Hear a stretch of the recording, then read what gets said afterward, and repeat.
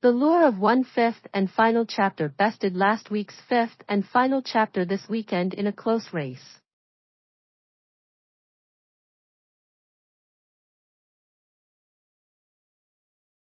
Horror won out, momentarily, over adventure in a week with a number of stories, including the disappointing opening of another R-rated comedy and an out-of-nowhere release selling a lot of tickets, but not necessarily to moviegoers. Many are trying to enjoy their little moment in the sun before getting outsold by Tom Cruise, a Mattel doll, and a pair of literal bombs opening in the next 2 weeks. King of the Crop, The Red Door earned second best opening of Insidious franchise. The Insidious series, which began with James Wan in 2010 with a premiere at the Toronto International Film Festival, has been one of the most consistent of horror franchises.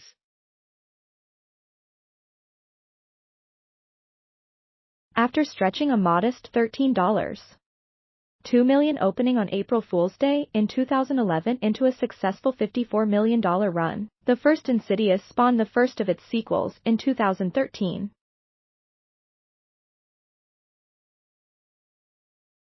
Still directed by Wan, his otherworldly, time-jumping PG-13 horror tale began with $40.2 million and finished with a series best $83.5 million.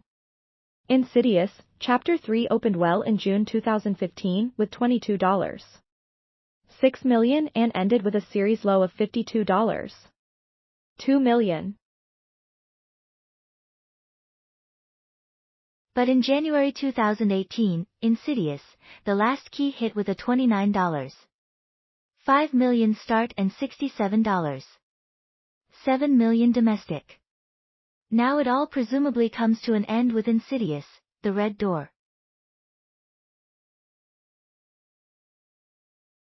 Helmed by its star, Patrick Wilson, the conclusion/debut led the way this weekend with $32.7 million, kicked off with a series best of $5 million in Thursday previews.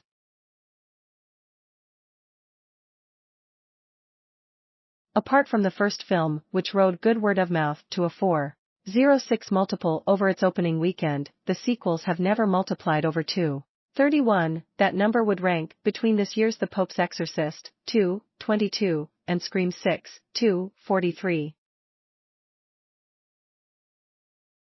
Based on the path of the sequels, The Red Door would be headed towards a final gross somewhere between $67 to $76 million, which is more than enough to give the $16 million production a spot in the profit column. It would also amount to a clean sweep in that department. The reported total cost of all 5 films combined is $42 million, and they have grossed a global total of over $575 million through just this weekend. Rotten returns. The Flash falls out of the top 10. Warner Brothers and DC's The Flash is out of the top 10 this week with just $2.2 million. After only 3 weeks on the chart, the film has grossed just over $105 million domestic and $250 million worldwide. Those are X-Men, Dark Phoenix numbers.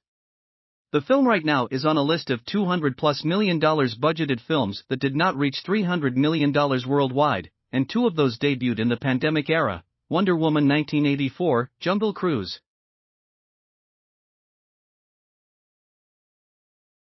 The others are John Carter, The Lone Ranger, Dark Phoenix, Lightyear, and Green Lantern. Elemental could join this list as well. Taking 2020 and 2021 out of the equation, The Flash would currently rank as one of the biggest theatrical bombs of all time. Good thing the minds at Warner Brothers decided to get some positive press this week by getting a GQ article critical of David Zaslav pulled and then deciding to schedule screenings of Barbie for the press at the same time as Oppenheimer everywhere except LA, New York. Great plan. The top 10 and beyond. Indiana Jones slips to number 2, Joy Ride disappoints last week's number 1, Indiana Jones and the Dial of Destiny, fell back to second place this weekend with $26.5 million.